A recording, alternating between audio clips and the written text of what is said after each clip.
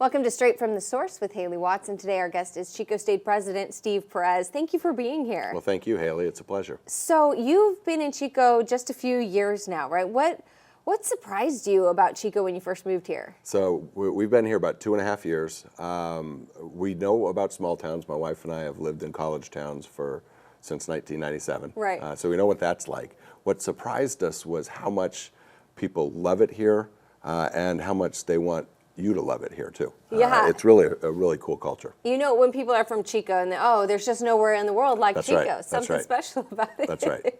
Yeah, that's right. And you came from Sacramento, was your last job, also working for the CSU system, right? Well, right before this, I was in San Jose Okay. State for a year, That's right. but then Sacramento State for 20 years. Okay. So this is the first time you've had that president role, right? Well, I was interim president at San Interim. Jose State. Okay. First time as a non-interim president here, yes. Tell us about some of the misconceptions of that job. Like, what is a day in the work life of a CSU president? It could be any number of things, probably 8 different things in a day. All of them, almost all of them, really, really fun and good stuff. We do so many cool things at universities. Presidents get to be involved in lots of activities. We get to see our students do great things. Our faculty do really neat, really awesome things. Lots of meetings, lots of talking to people, lots of trying to be as positive as possible and promoting what we're doing, even on campus among people. Okay. So that's mostly every day. Do you feel like you have autonomy and the ability to make decisions based on your experience and your background, or do you feel sort of tied by what the CSU system dictates? It's probably a mix of both. Yeah. We're empowered. We run our universities. That's our job.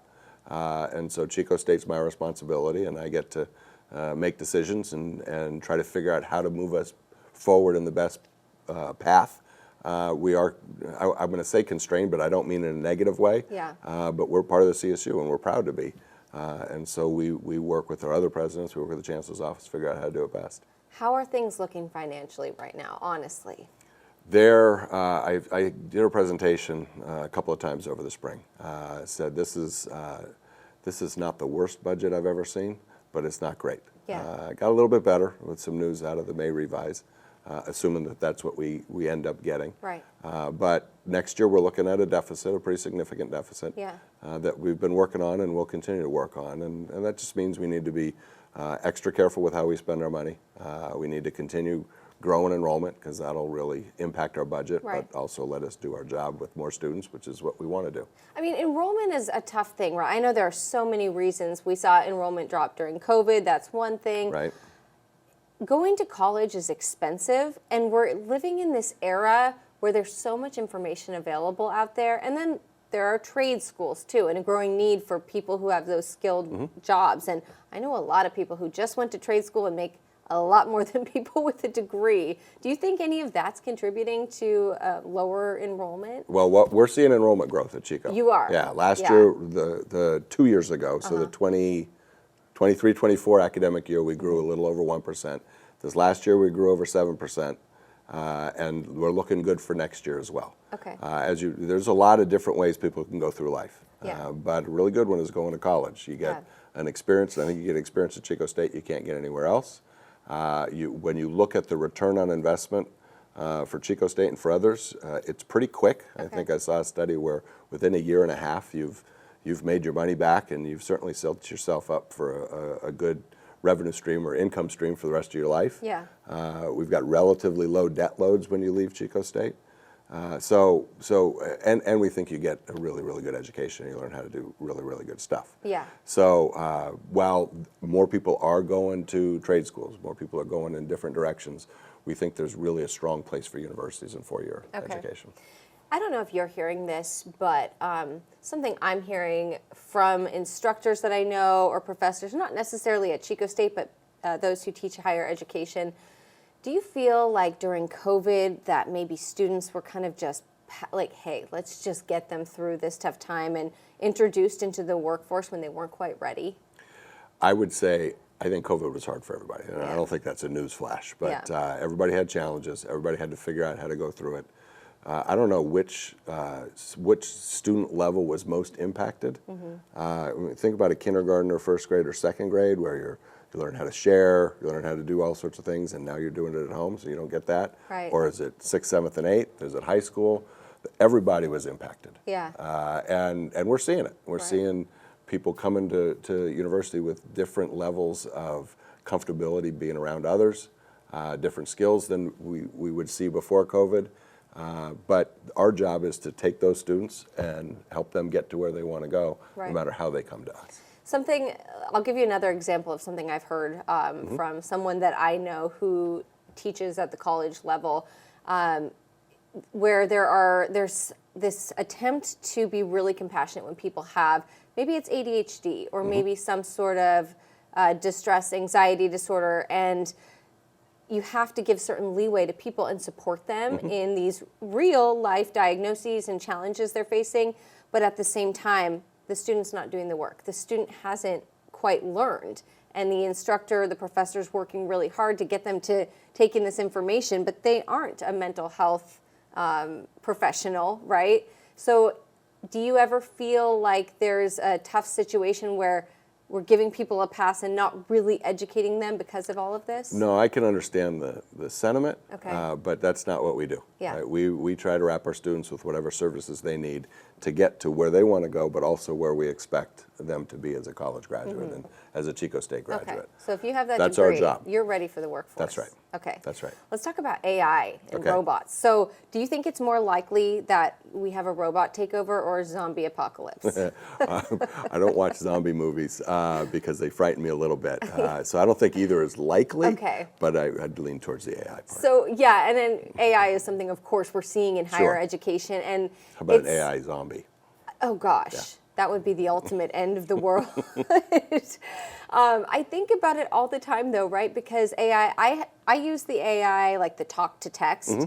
And we've implemented AI in some of our web articles, like taking a reporter's news story and the robot will turn it into a web story for us. Right. It's not always correct. It doesn't always interpret us So you correctly. still need a human in the room. Yes. Yes. But have you, in your opinion, do you think that Chico State has like a way of working with it where students can use it to actually not think for them, but just help them? That's the goal. Right? Yeah. We're working with our faculty to change their curriculum or incorporate AI into their classes in ways that are going to help prepare those students when they get out to work. Okay. I think it would be unrealistic to think that AI is going away. Right.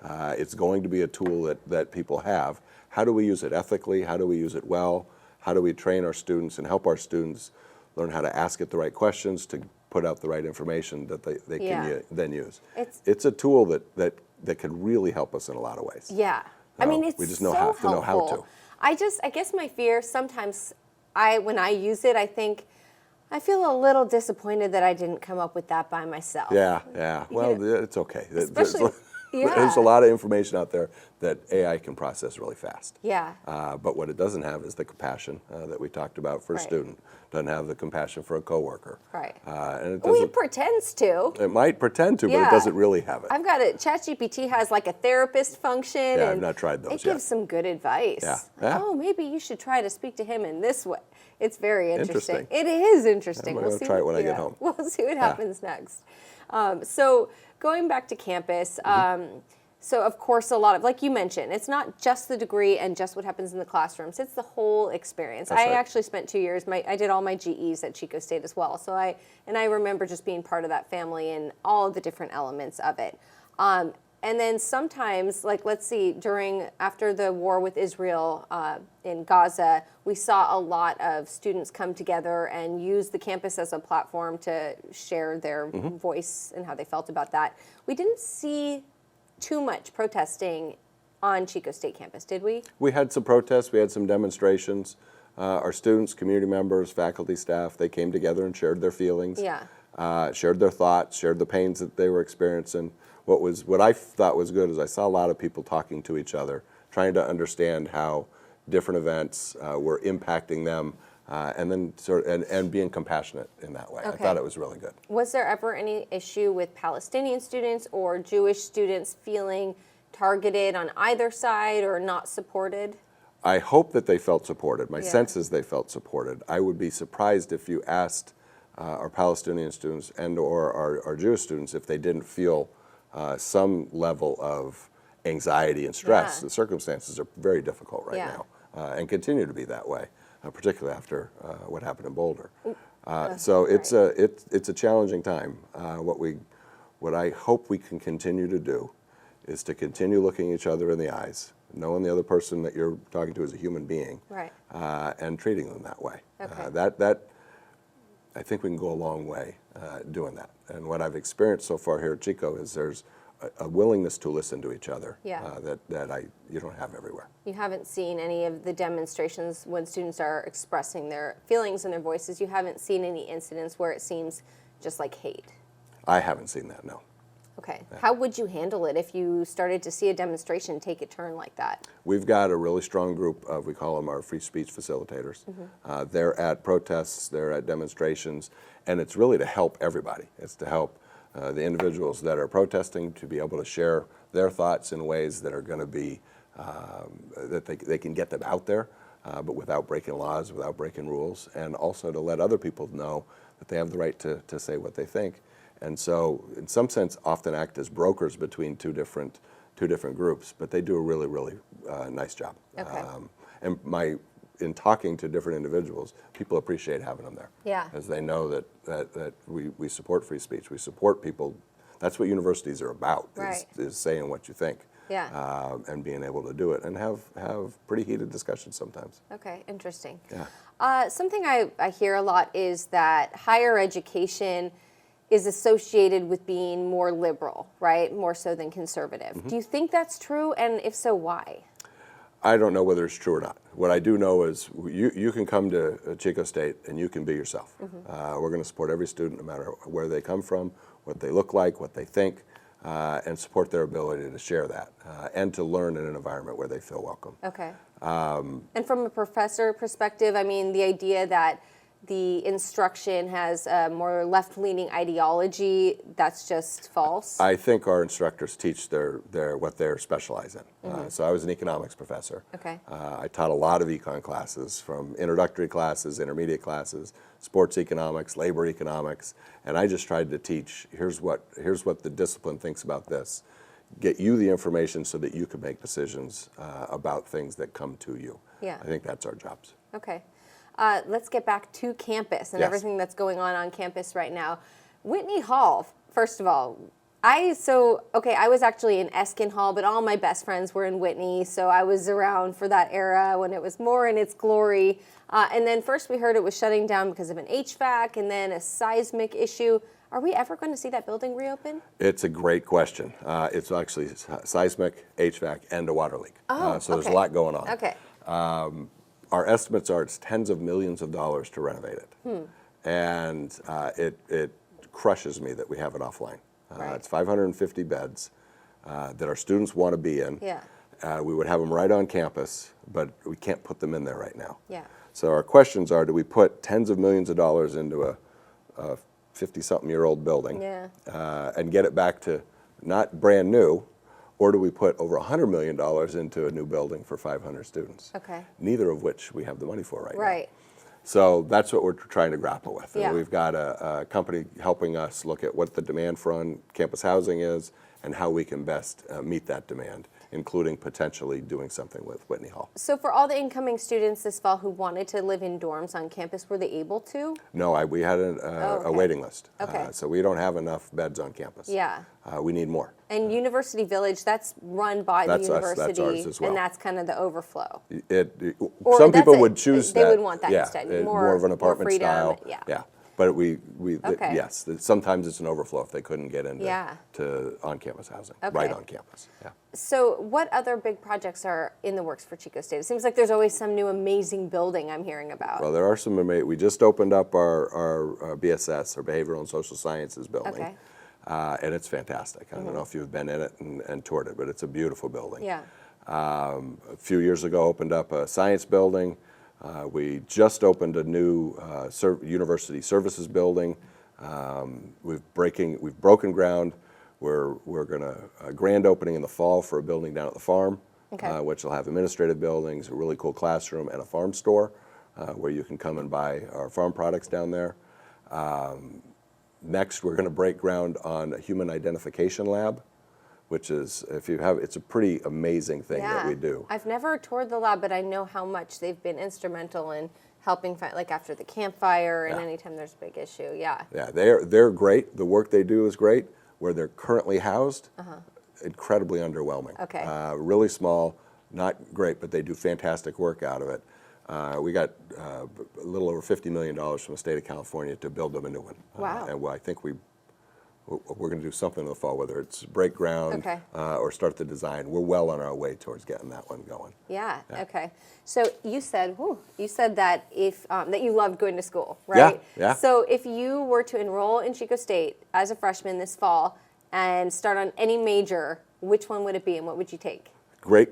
So I changed my major 4 times when I was an undergrad. So I don't know which one I start with, whether that's the best answer. I loved economics. Okay. I was a lot of biology majors too. I was Okay. biochemistry, molecular biology. I was a genetics major for a while. I would take a class, I'd like it, I'd change my major.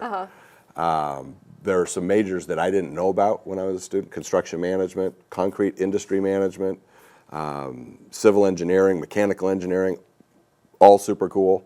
Yeah. I was a physics major for a little while, and we got a great physics. So and I'm a terrible singer, a terrible actor, but when I watch what our students do, it's amazing. Yeah. So I'm not sure which one I would choose, but there's lots of them that would be fun. There are a lot of options. Yeah. So it's funny because I was never good at the math and sciences, but I love animals. So I took animal science 101 or whatever.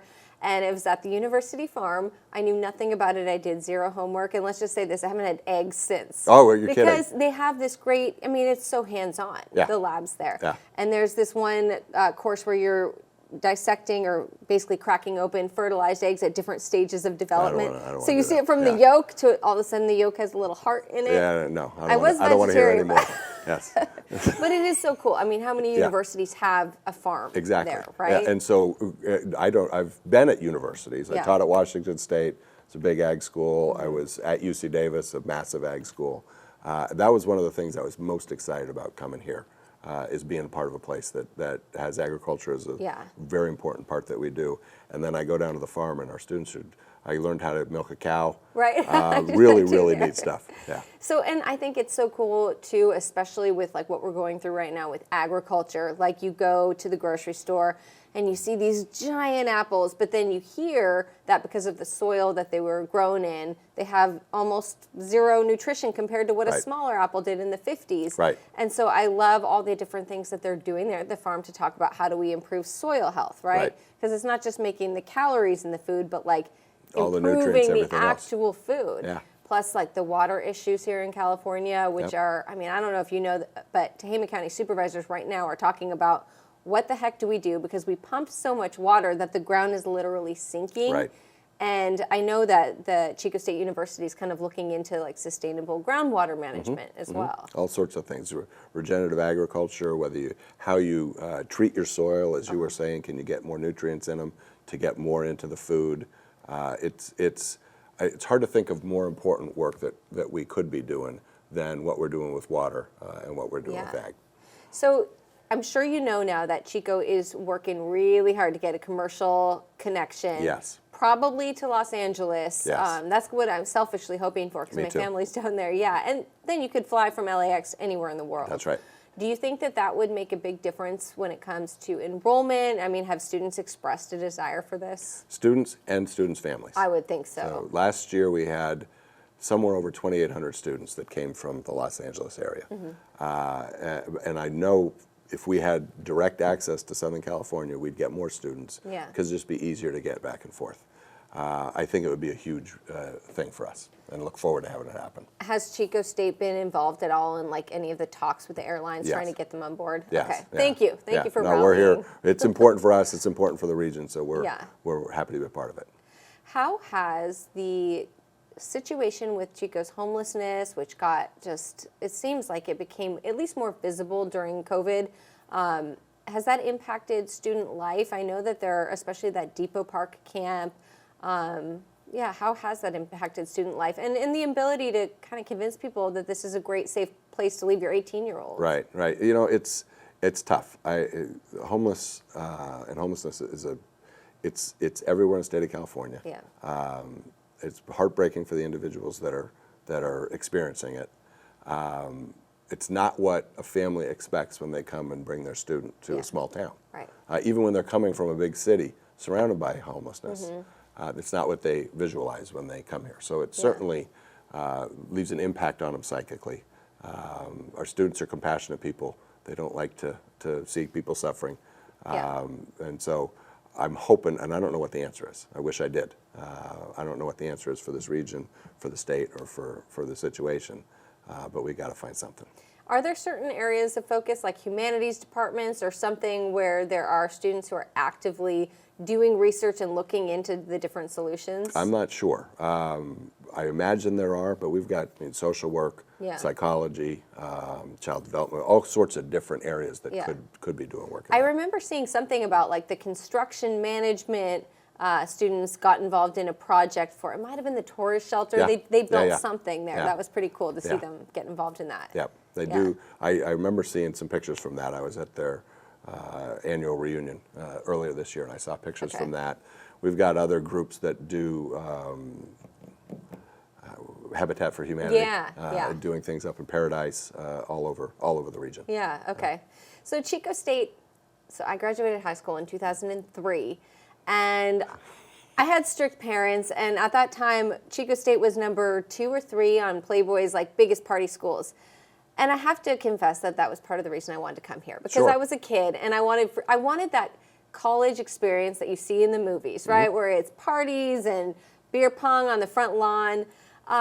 Chico State doesn't have that reputation anymore to the degree it did back in my day. That's right. But I think that people still expected to have like a fun social environment. I think that the fraternities are still pretty active in the Greek life.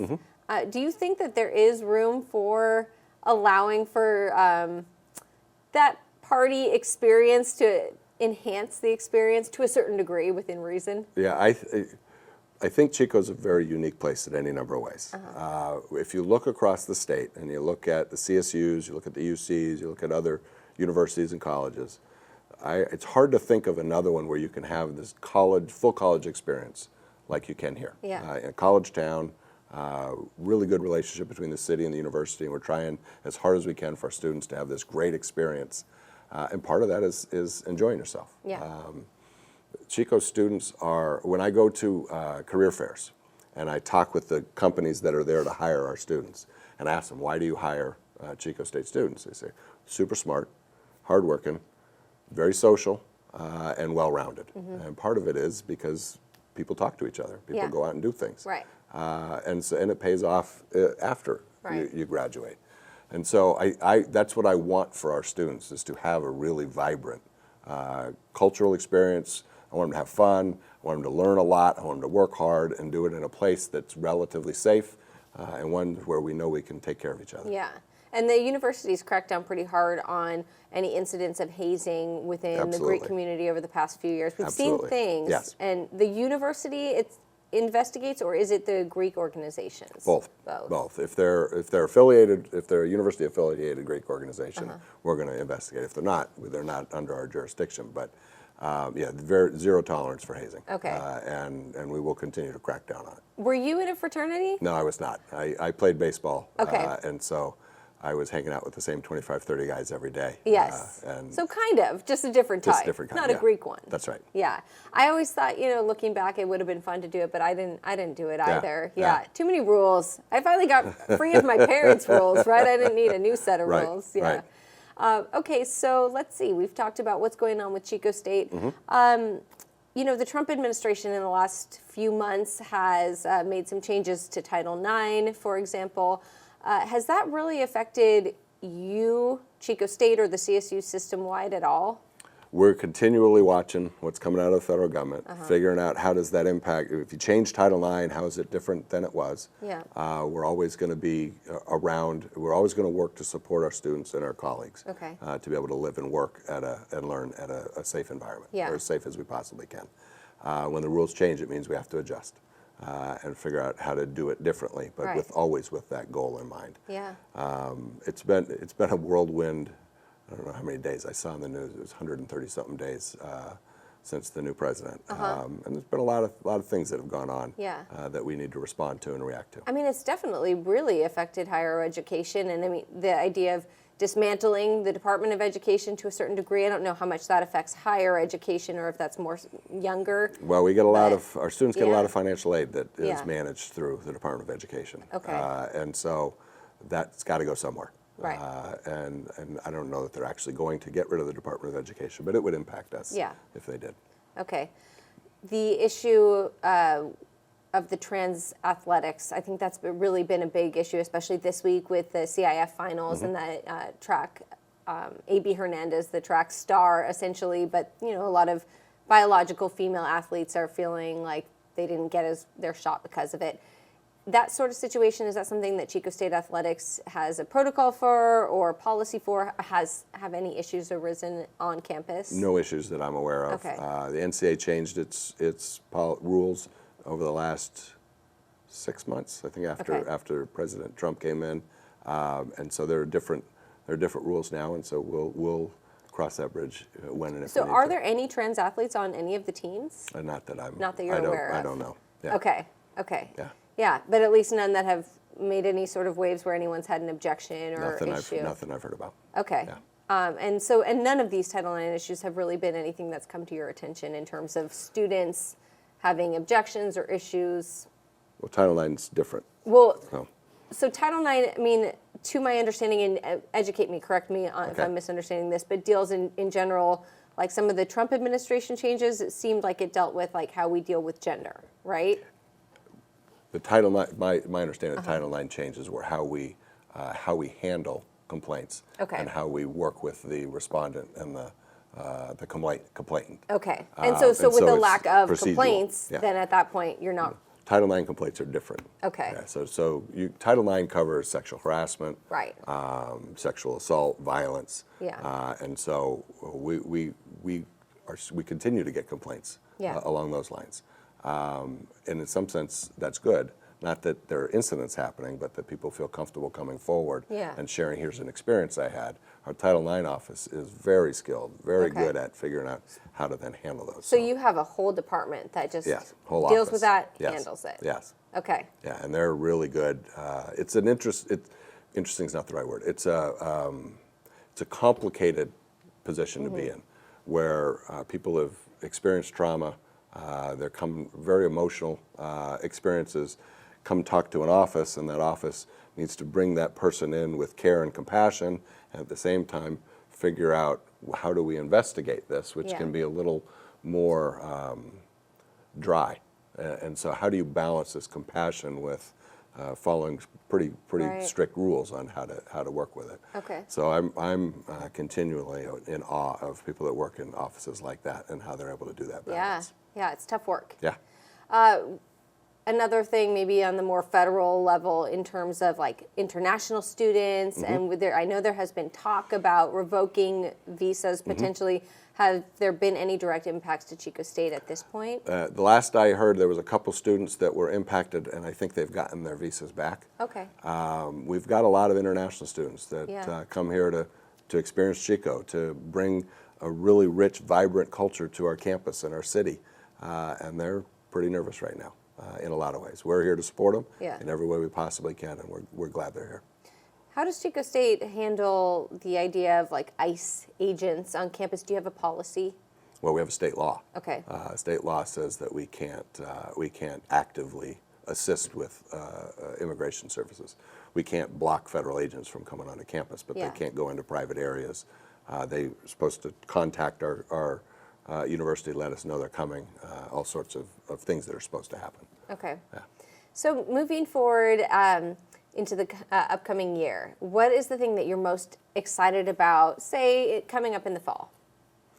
Students coming back to campus. Yeah. I was literally this morning thinking, I feel kind of down, and I do. And then I remembered last year, same thing. And I was talking to my wife, and I said, look, I'm feeling down. She says, you always feel down right after the semester's over. Right. Commencement's awesome. Yeah. And universities are way better when students are here. And we do have students around, just not to the level that we do during the regular part of the year. Yeah. And the passion, the activity, the excitement when everybody's here, That's way better. So that's what I'm looking forward to, is getting our students back on campus. Okay. It's, like I said, it's much more fun. So speaking of students, I was going to say young people, but not, people can go to college at any age, Yeah, I was at the Butte College commencement last week. I think it was Friday. 72-year-old woman graduated. She's really inspiring. I heard about her, yeah. She was great. That's so great, right. Have you noticed, though, in general, as we have these different generations, I was a millennial, and I was raised by tough parents, and I kind of had to earn love through grades in certain ways with my dad. And I know as an adult that's not true. It's just his mentality. But what are you noticing about today's average college student versus maybe 10 years ago, 20 years ago? I was a college student in the 1980s, so a long, long time ago. I was probably a little oblivious to what was going on around me, just because I was. But I think students now are much more in tune to what's going on around the world, how it impacts them and their and others, certainly than I was. Which, shame on me. It's not. This is. I'm inspired by how much our students care. Yeah. I think it's a lot harder to be carefree in some sense. With social media, is tough. I think it's tough to be a young person right now. In a lot of ways that psychically that we just didn't have. But again, it might have just been I wasn't paying attention. No. But it's hard to be a kid. Yeah. It's hard to be a student. It's funny because you're at that age, right, when you become a freshman. If you go to have the luxury, essentially, of going to college right out of high school, you're a young adult and you're expected to behave like an adult in this world, but you're still developing. You're still growing up. You still have that teen mentality. Yeah. I had a student one time. It was just when I was in a previous position. I was talking to associated students. It was a different university, and a student raised his hand and said, "Mr. Perez."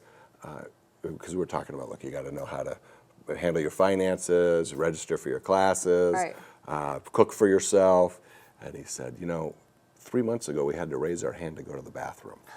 And you expect us to know how to do everything. And it really hit me pretty blatantly at that point.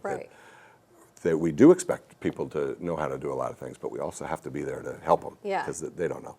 It's not their fault. Do you think that, and this is high school, but do you think that we should teach kids more like practical skills earlier on, like learn about how to, I don't know, balance your bank account or like more home ec classes again? Yes. No, I think it'd be good for everybody to learn how to balance their checkbook and know how to cook a good meal. It'd be good for everybody, and the sooner we learn how to do that, probably the better.